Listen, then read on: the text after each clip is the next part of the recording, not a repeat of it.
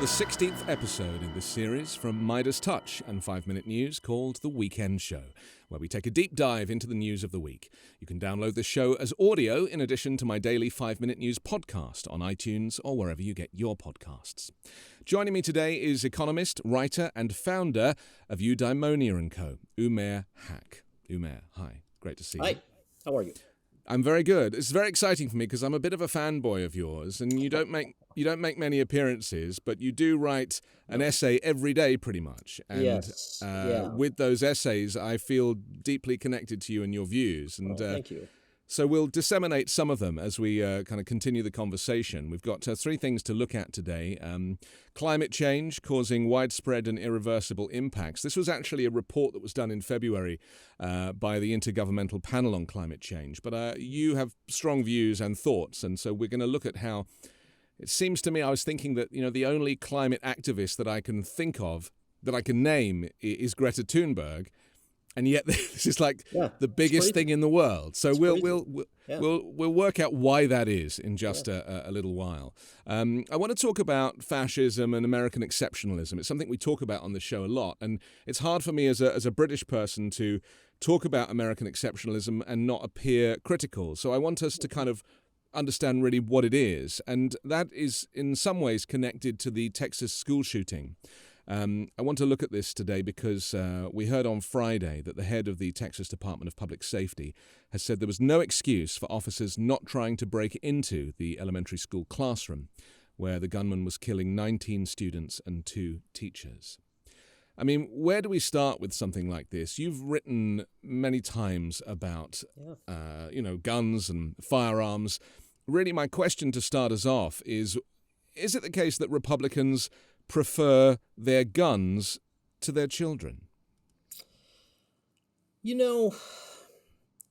It's such a horrific thing, right? I mean, it's at this point, it's kind of like the ritual slaughter of children, right? And in some sense, the way that Americans have these debates always breaks down along these age-old binaries, right? And if these age-old binaries were going to get Americans anywhere, God knows these problems would have been solved a long time ago. So for me, it's a very different question. And I would look at it much more through the lens of like, what the hell is wrong with a country like this, right? And a country is not just like politicians who don't do anything, or like lunatics with guns, or kids who get bullied at school, or what have you. I mean, I grew up in the States, and I went through the ringer at school and the whole 9 yards. For me, the story is much more about institutions, right? And in America, we see the development of what I would call shadow institutions. And so what are shadow institutions? Well, you have things like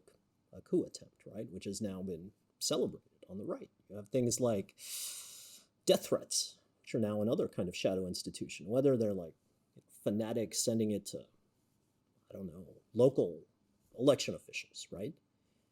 Another kind of shadow institution, we were back in the States this year, back in a little town where I grew up in Virginia.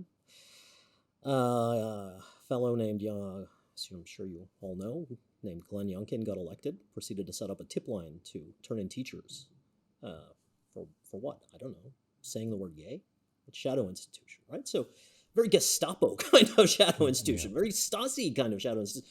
Another shadow institution is the rise of like this kind of, it's school shootings, but I would almost put it in the rise of like almost guerrilla warfare, like vigilante justice that the right wing wants to make a real institution, right? So if we look at the huge raft of bills that are now squarely aimed at, undoing Roe versus Wade, a lot of those are about creating vigilante justice mechanisms, right?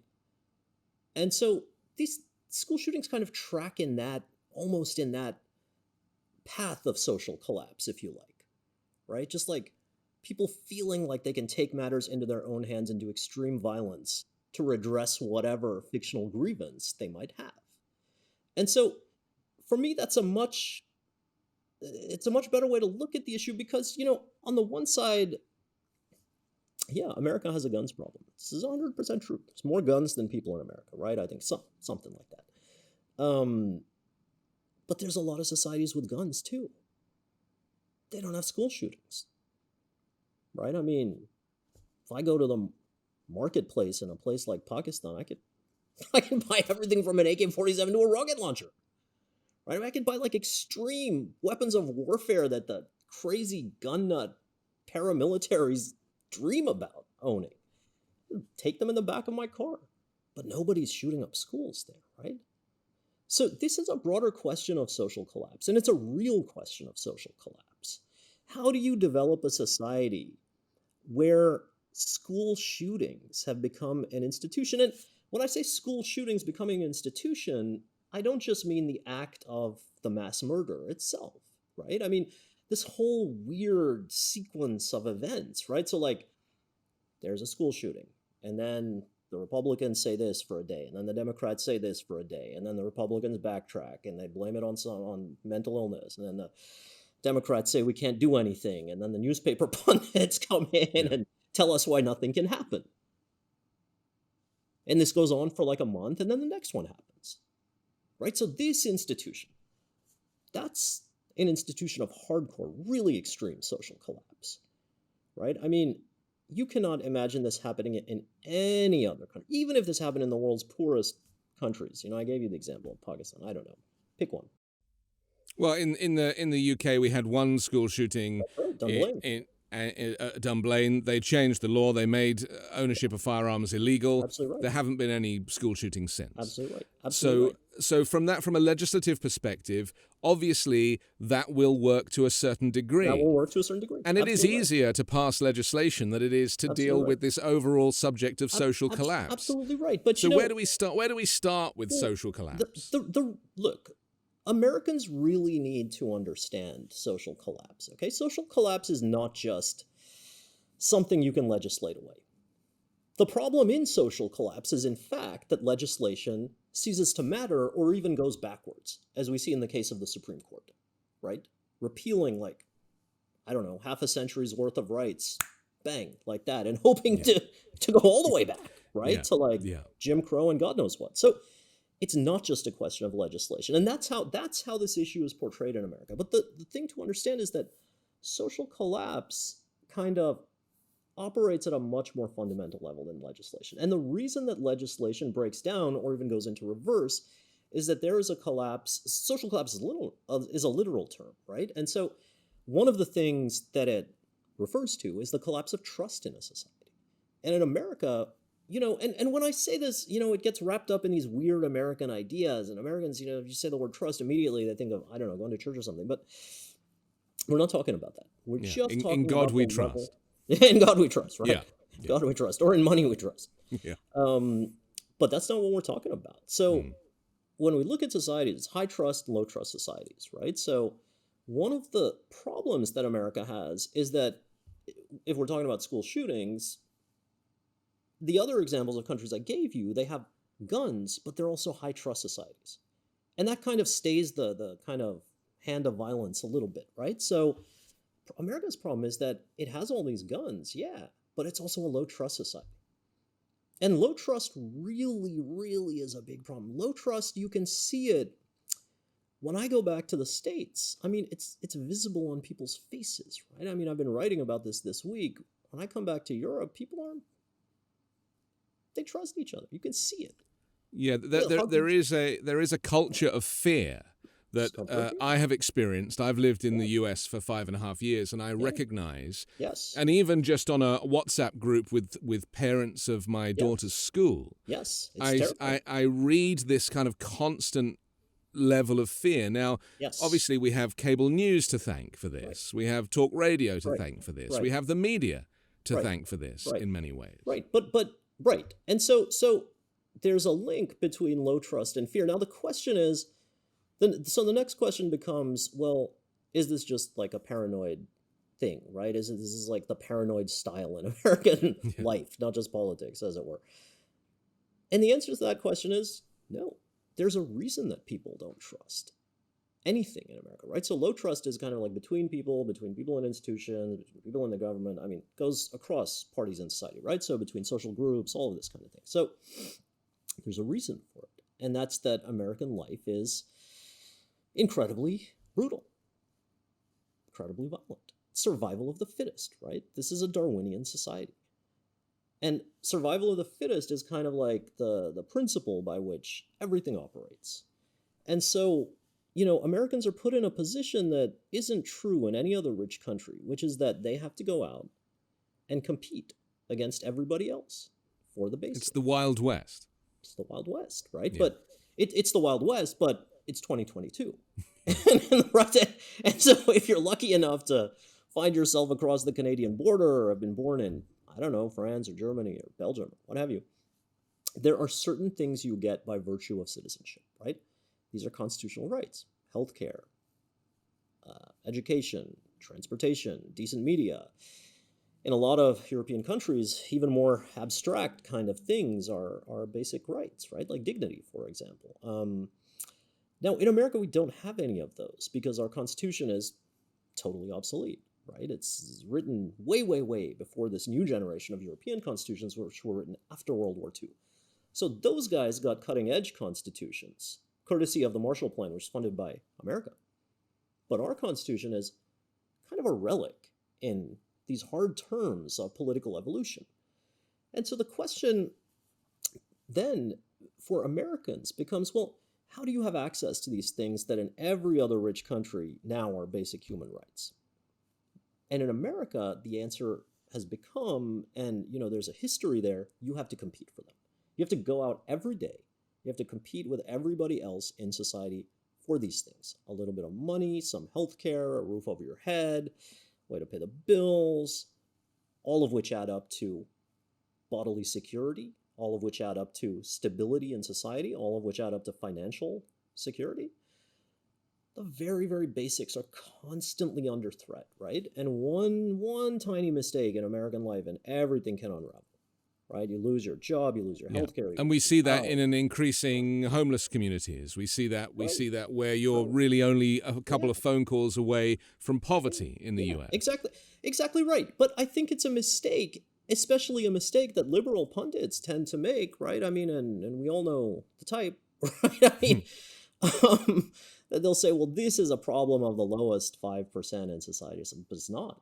80% of Americans live this way, probably even more, right? So the financial statistics are gruesome. 80% of Americans live paycheck to paycheck, and 70% can't, struggle to pay the bills. And financial insecurity is basically, not just the norm, but way, way, way above the norm. Something that, 80, 90% of Americans experience. Yeah. So, and I experienced this a couple of days ago. I signed up for AT&T broadband, and they sent me a letter saying, congratulations, we're going to give you an AT&T credit card. It was a gift for signing up. Right. And I was fascinated by this because I was like, well, I hopefully am smart enough to know that I don't need debt and I don't need to be gifted debt.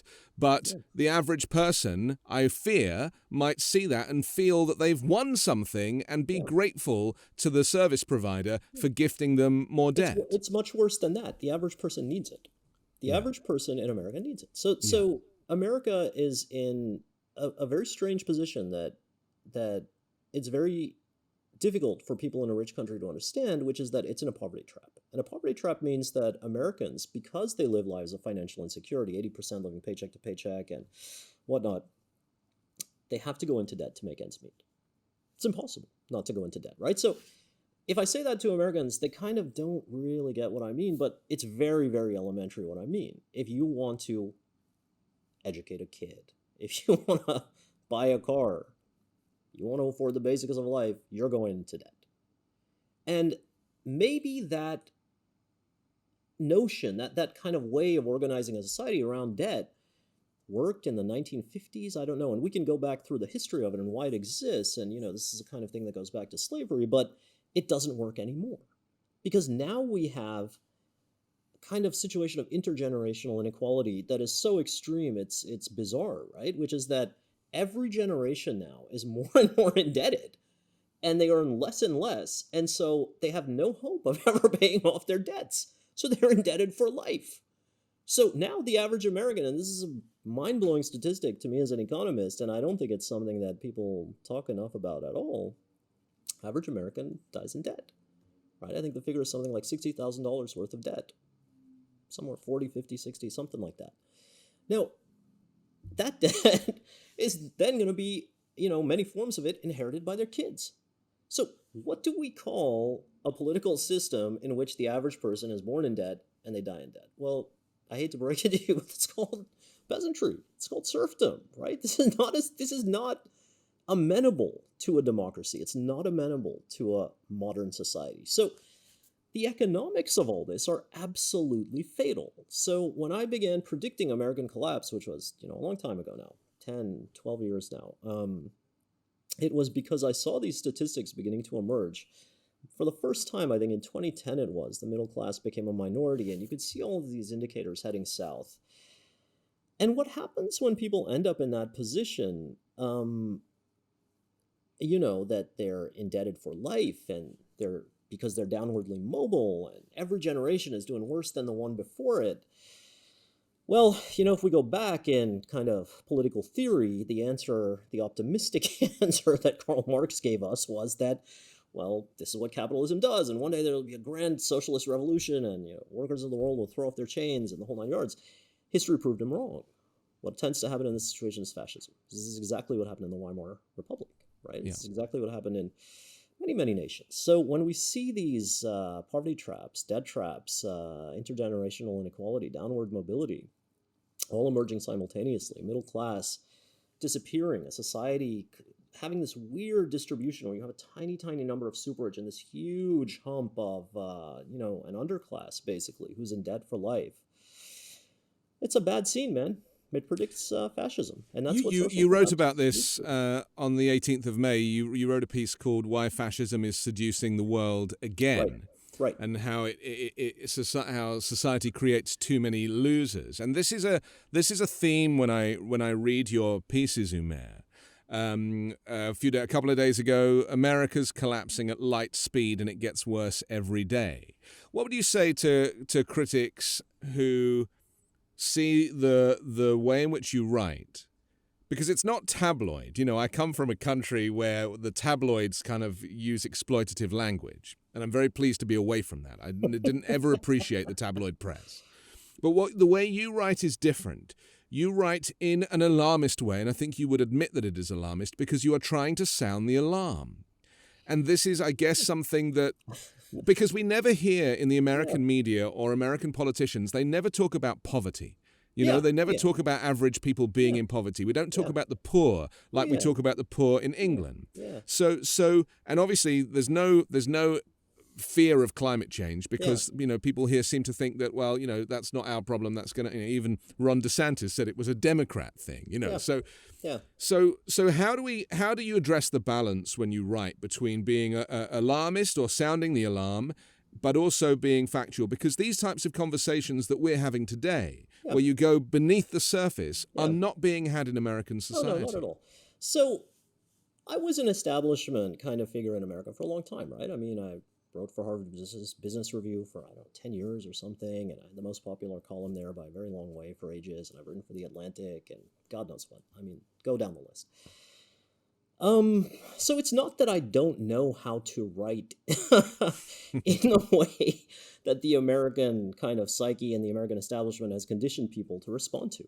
It's that I grew up in a much more European culture, right? So I went off to college in Canada, and I moved to London, and I spent a lot of time in Paris and all nine yards. So my style of writing is much more European because that's how I tend to think. And that comes across to Americans as alarmist. And you're right that I am trying to ring the alarm, but everything that we've talked about today, everything that you'll read that I write we're just talking about facts. I've quoted you dozens of facts already, right? Downward mobility, intergenerational inequality. Go down the list. I mean, we can keep talking about facts till the cows come home. Americans are not used to... Let me put this to you in a different way. Europeans are always a little bit alarmed, right? If you go to Paris in the summer, you're not going to be able to get across the city because God knows somebody is protesting somewhere. Right? Maybe it's the teachers, maybe it's the waiters, maybe it's the doctors. Who knows?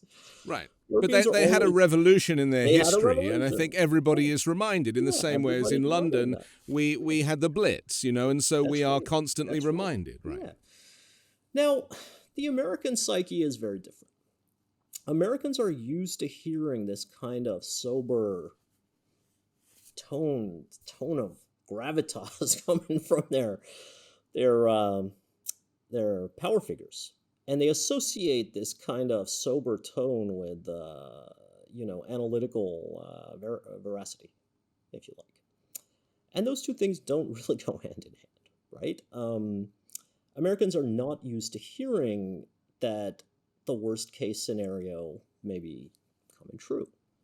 They're not used to hearing how all of these multiple dots connect and reinforce each other, even though I think a lot of them have begun to figure it out for themselves.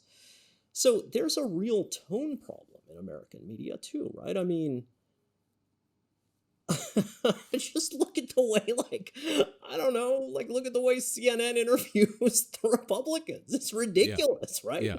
Like, these are guys who are okay with kids being massacred at school over and over again, and CNN is like, "Sir, do you agree that guns are bad for that?" It's insane. It's crazy. It's right? shocking to those of us who are used or exposed to European journalism, Yeah.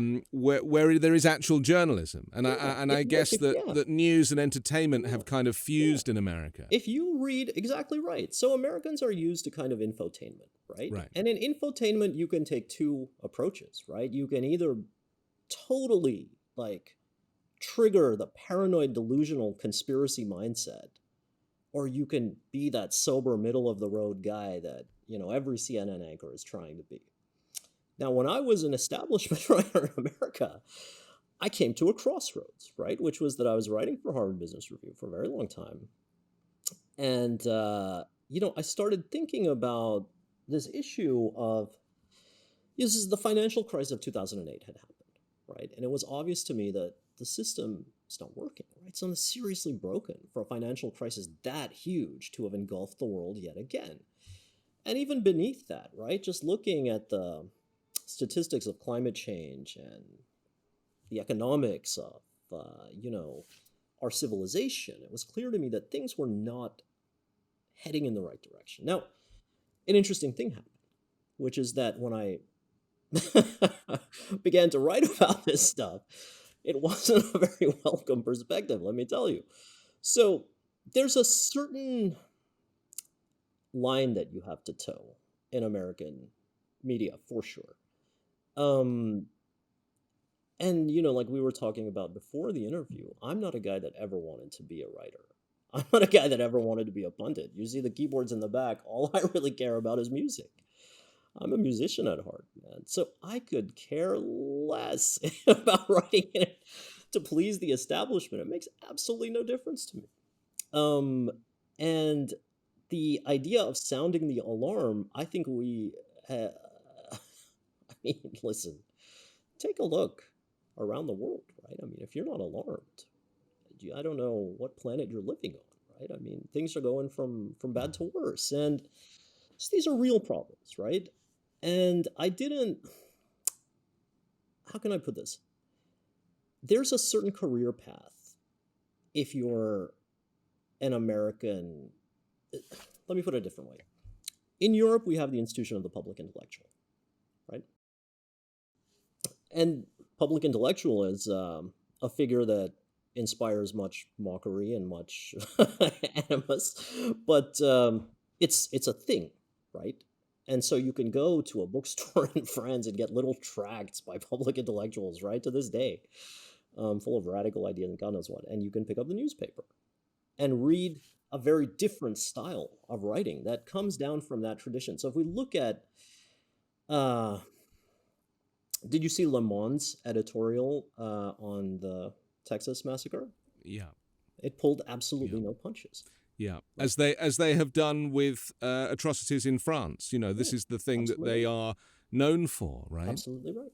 Yeah. Absolutely right. So I am not interested in being that kind of figure in America, which I think already exists way too much of and serves absolutely no purpose. Does the world really need another Does the world really need another liberal pundit who's going to tell you that everything's okay, even though, climate change is hitting 50 degrees and kids are being massacred, and we can go down the list, right? I mean, really, does the world need that guy? But isn't this the problem, is that we have people like yourself who are great thinkers and known as thinkers and writers, who have a narrative which is rarely getting exposed in the mainstream. Oh, yeah. It's thought of as fringe, unfortunately. Yeah, and even absolutely. historical fringes, the historical thinkers are thought of as fringe and ridiculed. Noam Chomsky is sometimes ridiculed for being, being out there. Yeah. But what we're dealing with now is a situation where fascism is rising in America. It's getting worse and worse. You've written multiple times about the rise of fascism in the West. And yet there seems to be this disconnect between the intellectual thinking, the media, broadcasting, and then, of course, you would never hear Joe Biden refer to fascism. You would never, and in fact, Donald Trump, when he was president, he designated Antifa, anti-fascists, a terrorist organization. That's right. Meaning that he was the fascist because they opposed him. Right. And so he was admitting to being a fascist without saying the words.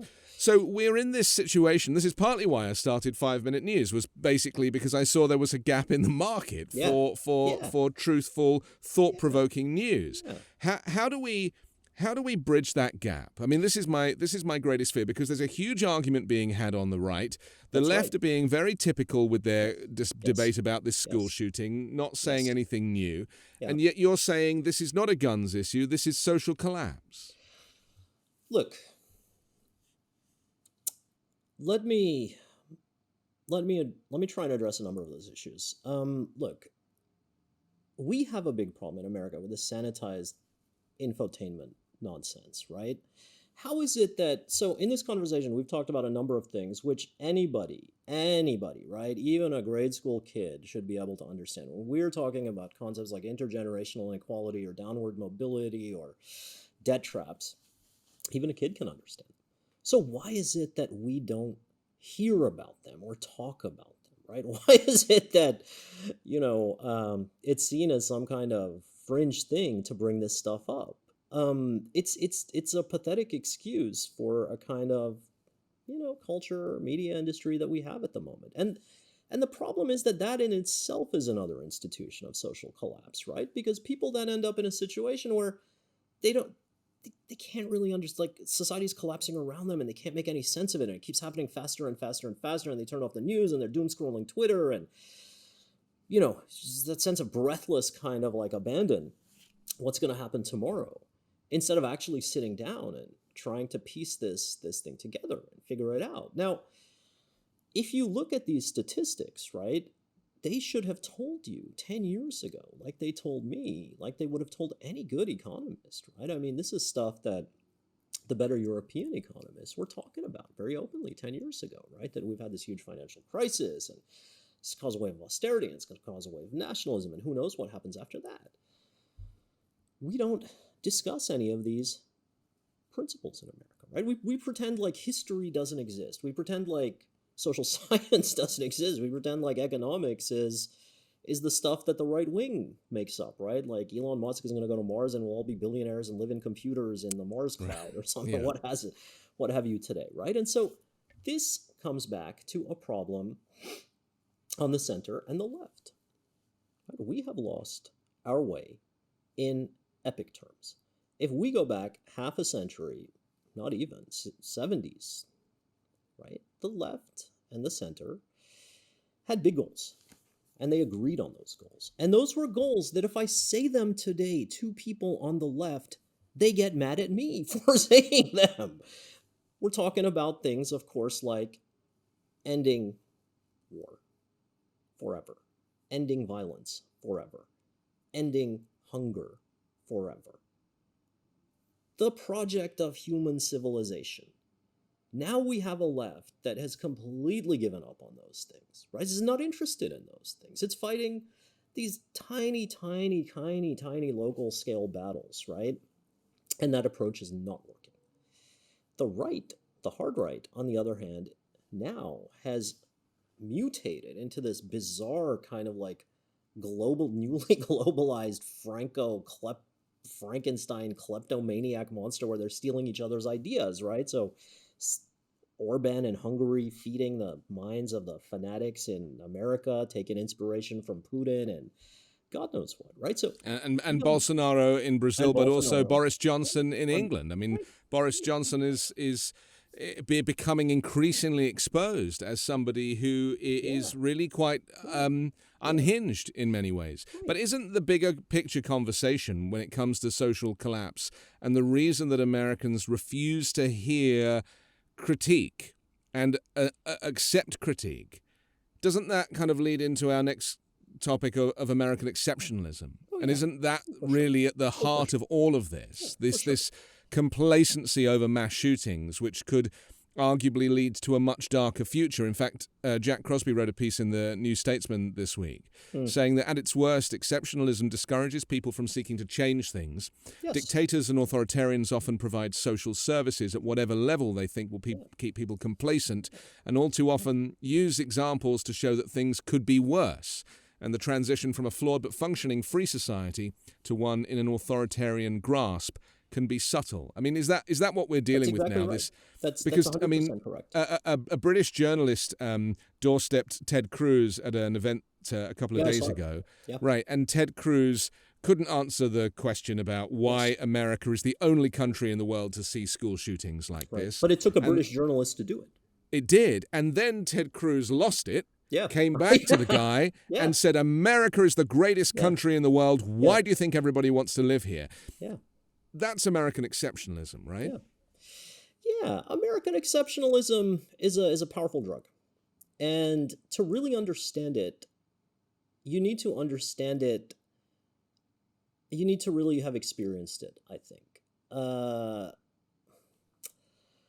Having lived in Europe and Britain for so long, there is a sense in other countries that they've made their mistakes, right?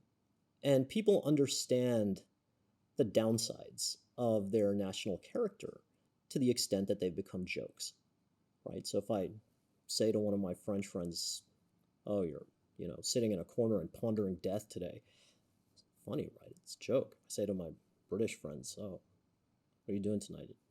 Hammered at the pub and snog some random stranger, right? I mean, it's a joke, right? So we understand the downsides of our national character. Now, the interesting thing is that you can't do that with Americans. You can't joke about their national character in any way, because if you do anything, the moment that I say Americans, one thing happens. Americans get really mad at me for saying Americans, because they don't think of themselves as a group in any way. They don't think of themselves having anything in common, which of course is the thing that they have in common, right? Which is that sense of hostility, that sense of anger. So exceptionalism is a hell of a powerful drug. And it's hard for people outside the States to understand, because it is acculturated and socialized into you in America from the day you're born in ways that people outside the country will never be able to fully grasp. So you go to the school, you say the Pledge of Allegiance. Every morning, I say the Pledge of Allegiance to the flag, and you put your hand on your heart, I don't remember. You have your school plays where you're reenacting skits from George Washington or God knows who, right? So stuff is really, really drilled into you. And then... But that's patriotism, right? That's patriotism. That's patriotism. But, so beginning from that foundation, then you grow up and you kind of go into a system of culture and education which is totally ignorant of the world. So when I went to college in Canada, one of the very first things they did was sit us down and teach us how basically the structure of Canadian society and law in big ways, differs from America. They said very simple things to us, like, hey, we don't allow pharmaceutical ads here. You want to know why not? This is why not. Our channels here will have this much local content. You want to know why? Here's why. We have a healthcare system. This is why. Now, in America, the opposite is true. You can go to the finest Ivy League university, and God knows I've given lectures, and God knows what. You will never learn a damn thing about a single other country in the world. And so you come out of that set of Ivy League graduates coming out of these places, and they think they've received the finest educations on planet Earth. They don't know a damn thing about how the Canadian healthcare system works, how the French pension system works, how the German economy works, how the Swiss government works. They have no idea how the And arguably, the education about America's history is somewhat questionable anyway, right? And we'll get right. Yeah. It's completely questionable. Yeah. And so this class graduates, and they become the power figures. They become the pundits and the politicians and the writers and God knows what. And they've never learned a damn thing about the world. And they barely learned a damn thing about America itself, because what can you really learn about America without understanding the world? And so if you go to them after this process of acculturation and socialization and miseducation has happened, and you say something factual to them, they get very mad at you. So one of the things that I often say to these guys, I write about it all the time. It's just like just a little line that really helps put, America's problems in perspective, for me at least, is that it was an apartheid state until the 70s, right? State where I grew up, Virginia, interracial marriage, very famously, was illegal until 1973, I think, 1971, something like that. Apartheid Segregation, state, effectively, which is a fear that will go back. There is a fear that it could return, because this is now, we already heard a Republican senator accidentally say that interracial marriage, should be looked at. Right. And going back to your Jack Crosby example, none of these things are accidents. Right? No. These are not accidents. These are trial balloons. Yeah. This is how authoritarianism works. This is how fascism works. So you put up the trial balloon, and you kind of deflate the sense of public anger. And then you keep pushing another. You keep doing it 3 times, 4 times. So by the 5th time, people have forgotten. The apathy has taken over. The flip side of that, as Crosby was saying, is that you make a public example out of someone just to show how bad it could really be. And we see that happening too. Right? So with, and in some senses, that's the point of the extreme end of the right-wing violence, to really intimidate a society, to really kind of teach it who's boss. Right, so all of this stuff is intimately connected, and the problem that we have, going back to your original question, is that in America, the exceptionalism runs so deep that now people are in this weird state of cognitive dissonance, right? They look around them, and come read the comments on my website, man, and you'll see how many Americans are out there being like, oh my God, Jesus, I can't believe it. Why don't I have healthcare like Canadians, or why don't I have a decent pension like French people, or what have you? There's a lot of them. So they're waking up and they're understanding that America is exceptional, but kind of in the wrong way at the moment, right? And so this cognitive dissonance, like, how did we get here? And the answer to that question is that American exceptionalism, we think of it as kind of this idea, right? But it's not really an idea. It's more than that. It's a way of life. And American exceptionalism also means, we think of it as that, America's exceptional, it's above the laws of history and the whole 9 yards. It also means, though, at the individual level, that people accept the idea that you have to be exceptional to have a decent life, right? That's what it kind of boils down to. Right? And it transcends class, doesn't it? And it transcends class, of course. That's something that's most noticeable for me as a European moving to the US, is how we, areas are spoken about as, high net worth areas. Yeah. They refer to an area as a good area because people in that area earn a good living. Exactly right. So success is measured by wealth, and in a way that's arguably how Trump got elected, because they thought he was rich and therefore he was smart, and yet the two are not mutually exclusive. So I think it's really important to trace the kind of the genealogy of that idea, if you like. So an exceptional society, one that's above the laws of history, it's not going to happen to us. It can't happen here, right? Number one. Number two, an exceptional society, therefore, also has to be a place where exceptional people are, right? And so now we're already coming within spitting distance of this kind of very Nietzschean ideals of the Übermensch and the Zarathustra and all of this kind of stuff of, the master versus the slave, and it's getting a little uncomfortable, right? And now we look at America and you begin to think, well, in some sense, it's true that, this is a society where if you are exceptional in some way, yes, you can have a kind of stellar life. I don't know, celebrity, Elon Musk, God knows who, Johnny Depp, if I can use that uncomfortable Interesting examples. But yeah.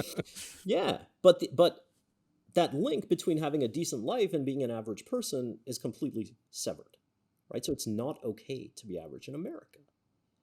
And that's a big problem. Because if you cannot be average and be okay in life, have financial stability, have a place in society, have meaningful work, have some kind of confidence that your kids are going to go on and do a little bit better than you, the whole project of civilization begins to break down. So in that sense, exceptionalism is a very Nietzschean concept, right? And it is a natural fit with the American psyche because... Well, I was going to say the American dream. I mean, it's right, isn't it? Right. Because that's something that I'm not familiar with in the UK. We're so self-deprecating, you know, because we were bombed to shit. Let's be honest, you know, and somehow being a tiny country, we managed to colonize half the planet, and so there are these constant contradictions. But I feel that here the American dream is one that supersedes that exceptionalism, and it plays into that exceptionalism. And so how are these two things connected in your mind? There's a big problem with it, right? I mean, it's interesting that you bring up the American dream. I mean, look, the idea of exceptionalism is in some sense the opposite of the project of civilization, right? Because the project of civilization says, hey, it doesn't matter who you are. You're going to get an education, food, water, money, a place to live, blah, blah, blah, blah, blah. Civilization. We are all going to be civilized, and by giving everybody the basics, we are going to forestall violence and conflict. From the very beginning, we are going to create the conditions for cooperation and decency will emerge out of those preconditions. Now, the idea of exceptionalism is almost the polar opposite of that. It says, well, we are an exceptional country, and you don't deserve anything. You have to prove that you're exceptional to really be one of us. Okay? And once you kind of get your head around that, it's very easy to understand how America became the only rich country, and by now probably the only middle-income country, without any kind of functioning social systems. Right? Hey, if you're exceptional, why do you need them? Nobody here is average. We don't need to be normal in that sense. So it's a very difficult nut to crack because it's so bound up with the mythology. And that comes back to the American dream, which again is a very interesting idea, right? So what is the American dream? I mean, I grew up in, right? I mean, I'm sure many of us did, in some bizarro version of the American dream, right? A little suburban house on a cul-de-sac, kicking the ball down the street and whatnot. And yet one day you could be president. I mean, that's really what it boils down to. One day you can be president. And right. You can do anything you want. And that's why I guess people like Barack Obama were very helpful in galvanizing the American dream. Well, because yes and no. Right. People looked up to him and thought, well, he had a very a typical background, as in, a single parent family and didn't know his father, this type of stuff. And yet he was able to achieve the highest office arguably in the world. Right. So he really kind of baked home that idea that the American dream is still possible. Hence why he ran on this concept of hope, and it worked. Right. And so this is the essence of the American dream, right? It's kind of a thing of optimism and hope.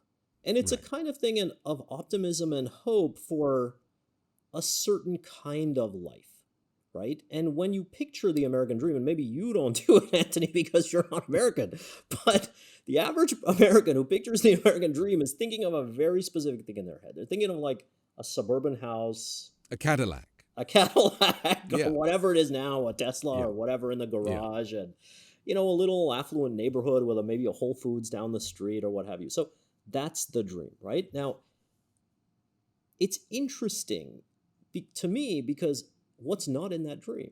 Well, there's no public goods in that dream, right?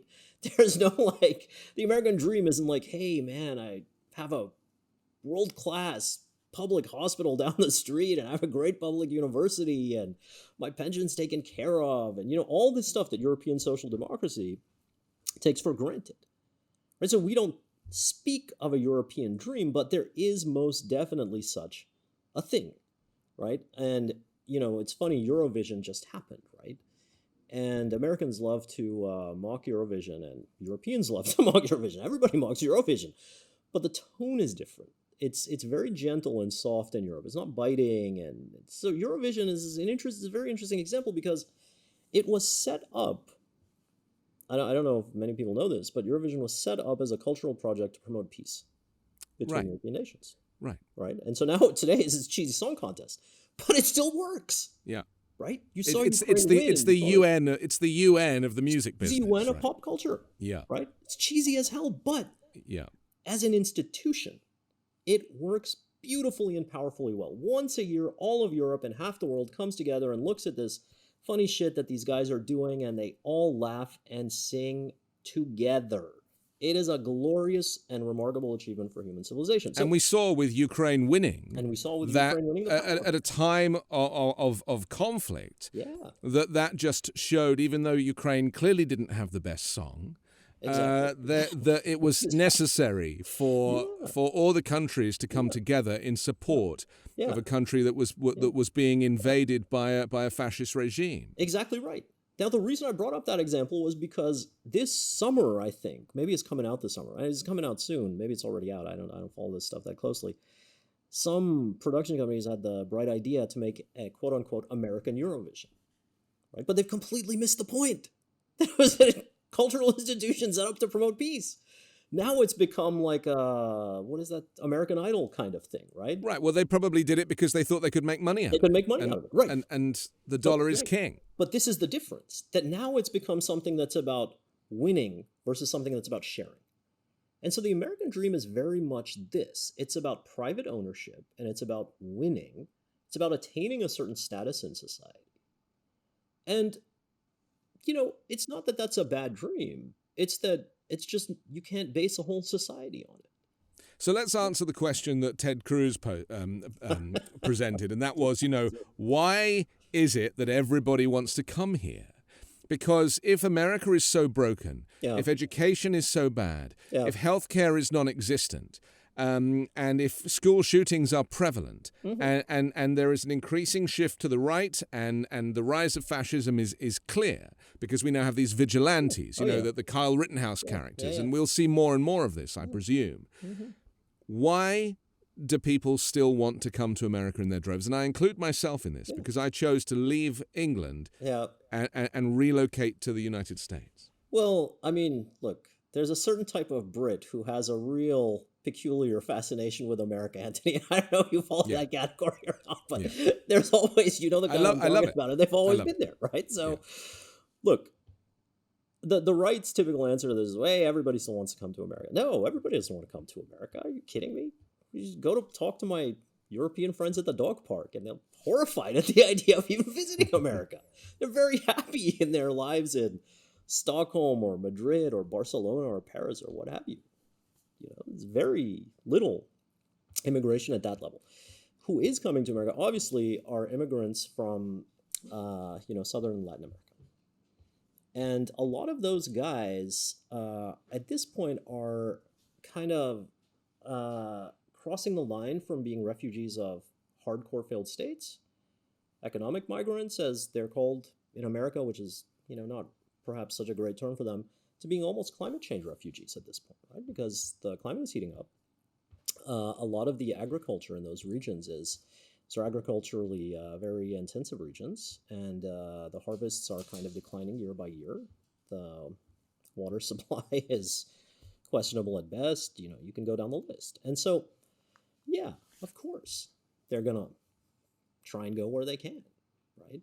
In the same way that somebody from Afghanistan might try to flee to Pakistan. Doesn't mean that, right? Yeah. And America is a nation built by immigrants, and this is something that seems to have suddenly been forgotten, doesn't it? When talking about the southern border, or talking, or building the wall, or all of these things, it's kind of, Donald Trump would be proud of his what was his Scottish heritage he claimed? Right, Turned out to be untrue. But I mean, right. Joe Biden is Irish. I mean, we hear this all the time. And I have friends who are very proud of being Italian Americans. They're very proud of the immigration. And yet there is this constant contradiction. And we've heard, the notion of politicians referring to them as illegals. I hate that phrase. It's so offensive because it doesn't take asylum into account. Yeah. Can we just talk for a second about the article that you wrote on the 20th of May? The age of extinction is here. Some of us just don't know it yet. And I've quoted you a few times about your friends that you wrote about in the Indian subcontinent, telling you stories that seem like science fiction, the heat wave there pushing the boundaries of survivability. Yeah. We've seen temperatures in that area now are so high that humans cannot live in that environment. Climate change is kind of the elephant in the room. I think Americans think climate change is a bit of a joke. And as I said earlier, Ron DeSantis had referred to it as Democrat stuff. It's been politicized. The legacy of Trump, he, as you know, reversed all of the environmental protections that were helping meet this target that was set at the Paris Climate Accord, which we've now missed effectively. That is now history. Sure. Yeah. The reality is, and here in Ventura County in California, they've seen warming of 3.6, 3.7 degrees. I mean, it's unprecedented. Mm-hmm. How do we, and this is like the final part of our conversation, but it's also maybe the end of the world conversation as well. How do we manage all of these kind of macro conversations when the reality is that this planet has a ticking clock on it? Yeah. And, we're fighting over guns and school shootings and left and right and all of this kind of push me, pull you. And the reality is that the elephant in the room is climate change. Yeah. Exactly right. Look, if you take a look at the world and you look at the politics of the world, the very first thing you should notice is, right, fascism exploded over the last 20 years, almost everywhere, right? America, India, China, go down the list. Russia, doesn't matter. And those are the politics of a collapsing civilization. And, economically, we're a collapsing civilization. And economically, we are a civilization with a failed economy, right? So, again, this is the kind of thing, going back to our earlier conversation, where the minute I say it, some harebrained liberal pundit will be like, oh, Umair's an alarmist, he's making stuff up, oh my God, his head will explode with liberal rage. It's a fact. These are simple facts. The average income of a person in our civilization is about $10,000. Okay? Now, $10,000 a person. To produce that $10,000 a person, we have created already 1 degree of global warming. 1 degree, global warming, doesn't sound like much. And this is an American problem. Infotainment treats it as, if they even talk about it, it's 1 degree.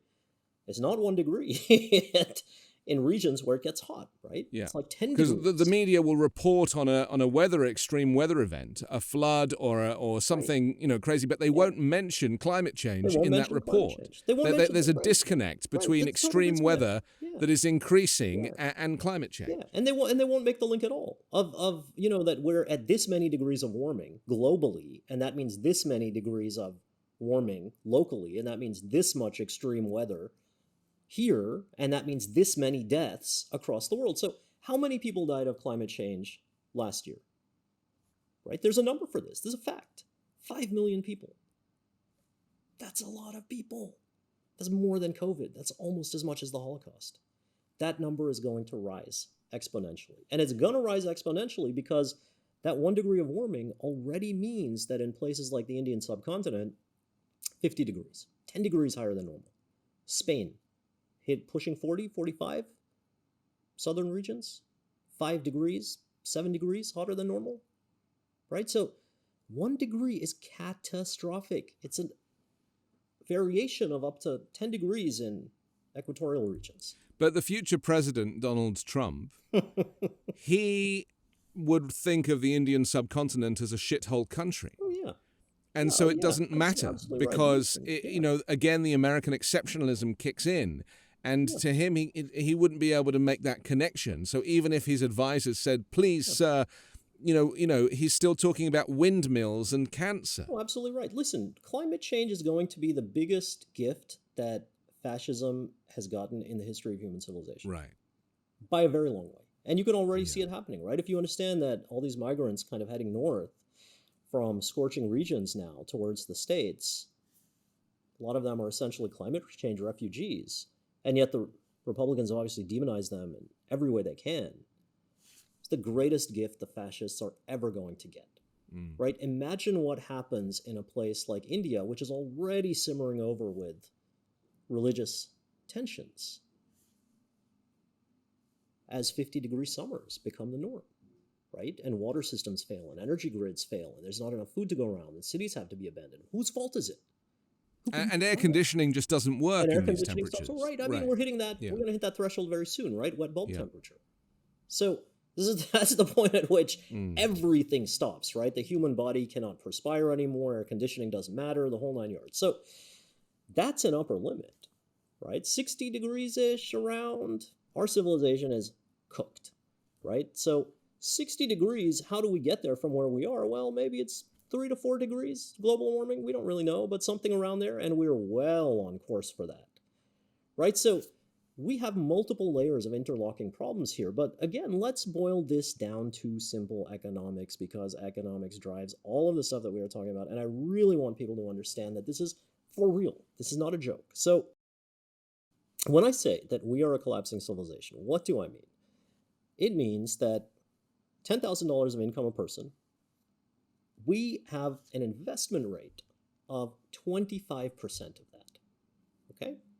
So we invest 25% back in everything that we invest in, hospitals, schools, roads, blah, blah, blah, blah, blah, between 20 and 25%.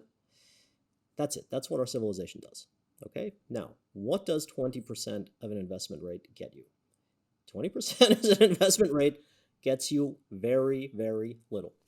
The only region in the world that we know that has successfully reduced its climate emissions, its carbon emissions, its greenhouse gases is Europe. Europe has an investment rate of 50%. It's more than double. Who has an investment rate of 20%? America.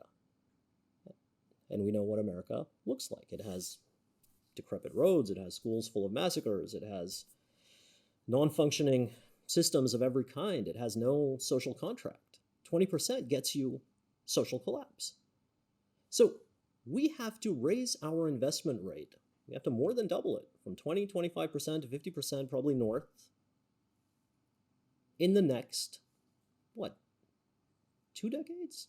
Maybe 3 decades, if that, to have any hope of stopping this train wreck. Now, this is a very different way to think of it than the way that, unfortunately, we do think of it. I've painted a very simple picture for you of civilizational economics. These are the facts. Now, the way that we often look at this situation is to read, those of us who are interested, which is very few of us, certainly not many enough in the American media, is to pour through these IPCC reports and what have you.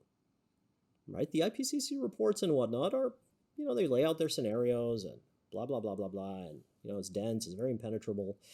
And they gloss over the realities of these civilizational economics, that our investment rate is fatally low. And what does a low investment rate do? Why is America collapsing? Because its investment rate was too low. It had a chance. In the post-war, how did Europe end up with a 50% reinvestment rate? Well, America stepped in with a Marshall Plan. And ever since then, Europe had the idea, right? Europe's idea was, well, if we guarantee everybody the basics, that's the best chance we have for peace. So we're not doing it out of the kindness of our noble European hearts, giving everybody great media and healthcare and transportation and the whole 9 yards. It's to prevent violence and conflict and war. That's why we're doing it. But America has the money, and it has the space. I mean, Biden could use the Defense Production Act when he's finished with baby formula to make solar panels so that every area of land that is not used for harvest is harnessing the power of the sun. Every coastline around the entire United States has wind turbines. I mean, why is there not this appetite? And with alarmist materials like yours, which woke me up. I was like, wow, because you basically said this is end of days. This is the end game.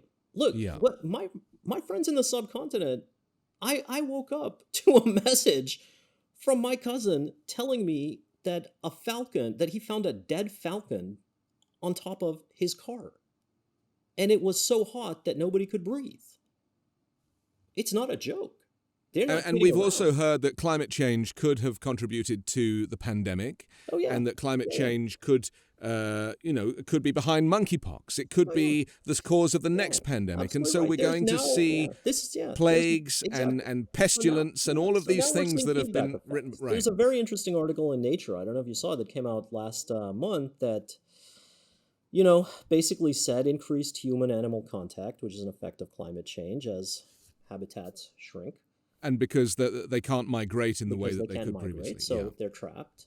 Yeah. And that is going to get so much worse, so much faster. So again, if you think about a place like India, Pakistan, Bangladesh, Sri Lanka, well, where do you go to cool off? The mountains. That's where every living thing is going to go. And where every living thing is going to the highlands, boom, you have a viral explosion, right? So again, I'm not making this up. Go read Nature. And there'll be a water shortage there as well. There won't be enough water to go around. People in the subcontinent right now are living at the end of the world. Okay? It's 50 degrees. Birds are falling out of the sky. The electricity's only on a few hours a day. If you get clean water, you count yourself lucky. It's and we don't hear about it here because those guys take it with good grace. Right? And they don't kind of kick up a fuss about it, and we're not really interested anymore. It goes back to your original point of what is a civilization and living in a civilized society. And what is alarmism, right? Yeah. So if those guys over there were to tell us, hey man, the birds are dropping dead out of the sky, the energy grids have failed, we can barely get clean water, it's hard to breathe. I think a lot of our media will turn around and say, hey, why are you being such an alarmist? Everything's going to be fine. It's just a hot summer. But it's, we're not living in that world anymore, right? So we're used to this kind of fiction of a post-war world of linearity and stability, right? And it's predicated on these few institutions that kind of have this linear, stable thing. So like GDP or, economic growth or, I don't know, the inflation rate or what have you. But now all of this stuff is boom, bang, spiraled out of control, right? So we've hit a point of discontinuity in all this stuff.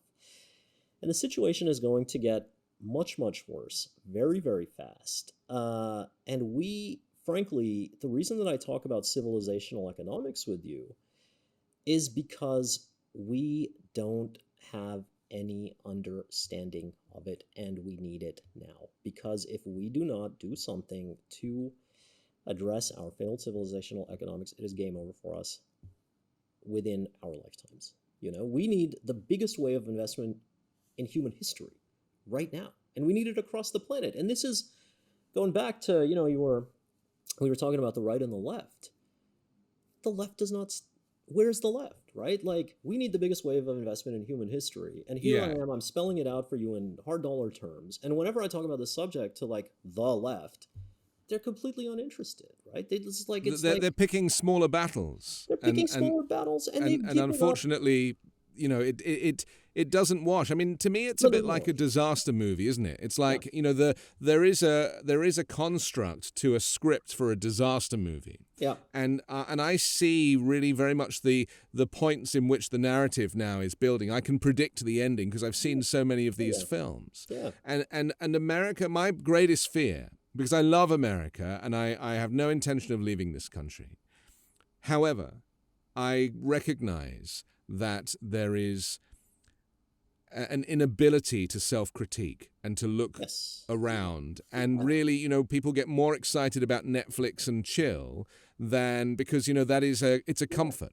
Yeah. And the concept of being in control of your electronic program guide is something you can do. Whereas climate change, well, what can I do? And that concept of collective responsibility is not really a thing here, is it? The concept of collective action, the concept of public interest, the concept of common good is totally absent there. And it's not, look, my life is an accident, right? I ended up this person because all the Ivy Leagues rejected me that I applied to in America. And I was lucky enough to get into college in Canada. And I went to Canada and my mind was blown. I was like, wait, these kids are actually being nice to each other. There's a concept of common good here. There's something beyond individualism and materialism here. And so, well, they call it America without the guns, right? right, You know, right. yeah.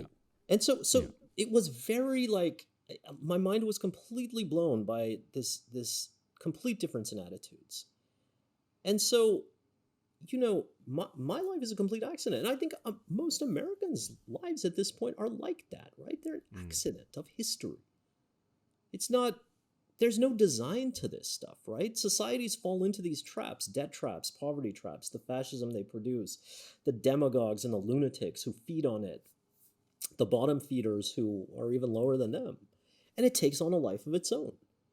And this is where we are with climate change, right? There was no design behind it. Nobody sat down like 500 years ago in the industrial the Renaissance led to the Industrial Revolution and was like, hey guys, we're going to cook the planet alive. This is a byproduct, right? It's just a situation we find ourselves in. But is this how the human race is wiped out, in the same way that the dinosaurs were wiped out by the comet? I mean, Well, is climate change the comet, or is COVID, or the next pandemic, is that the comet? Well, I mean, there'll be no crater like that, you know, you can no. go look at. Look, I'm not. You know, I'll tell you, I don't really mind when Americans call me alarmist or what have you. But what does bug me is the fact that it is a way to preclude any kind of discussion about these issues. And for me, the interesting part of the discussion is not anymore. So for example, if you asked me 10 years ago, hey man, is America going to collapse? I would have told you, yeah, I'm pretty sure it is, and we can have a little debate. And then if you asked me 8 years ago, I would have been like, all right, it's not interesting. It's definitely happening, right? I mean, the numbers tell me the story, and the story's not going to change. So we're at the same point now for our civilization.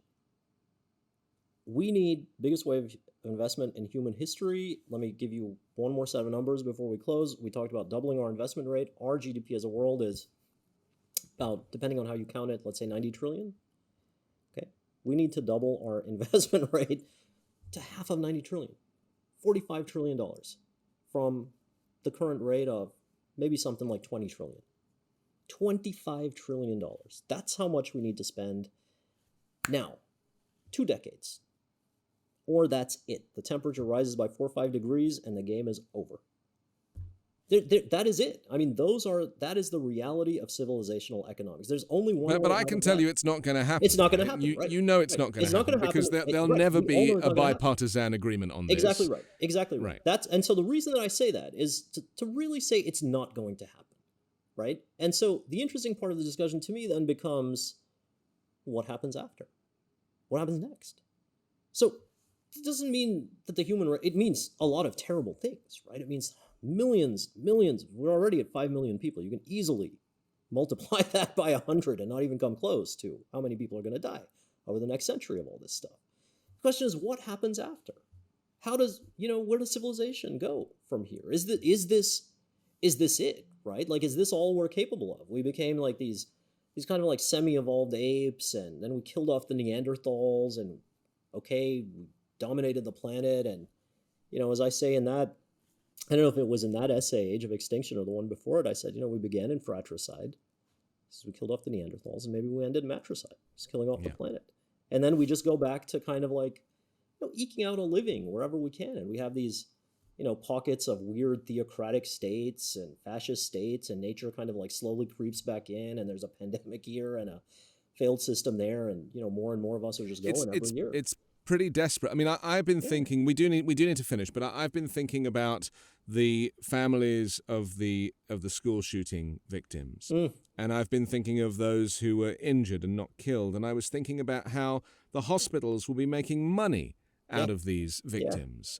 And I've been thinking about the system that basically enriches others, because the pandemic was extremely profitable for the healthcare industry in America. They made 3 or 4 times more money than they'd ever made before.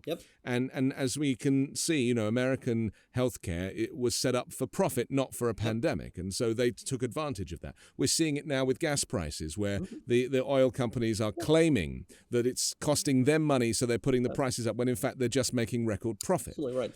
So we're living in a period where there is an evil. I mean, there is evil at the heart of a lot of these decisions. The decisions by Republicans not to engage on gun control, the decisions by oil companies to take advantage of the people who can least afford it, because wealthy people don't care if they're paying $8 for gas, but the average person now can't afford to drive to work. Exactly right. So we are seeing a collapse on multiple levels, and it's happening in plain view. It's in front of our very eyes. And it takes people like yourself to kind of connect the dots here and to present this information in a cohesive manner. And I'm very grateful to you for doing that. And we have to finish, but I'm thrilled that we got the opportunity to talk, because I read you every day, and I really feel like you're talking to me, and that's really fantastic. the greatest gift that you have. So thank you, Umair Haque. I appreciate your time.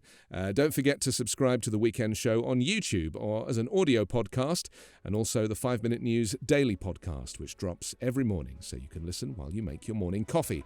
And please leave an iTunes review. I'm Anthony Davis. Join me next Sunday morning with a brand new special guest and 3 more factual news stories to discuss on the 5 Minute News Weekend Show with Midas Touch.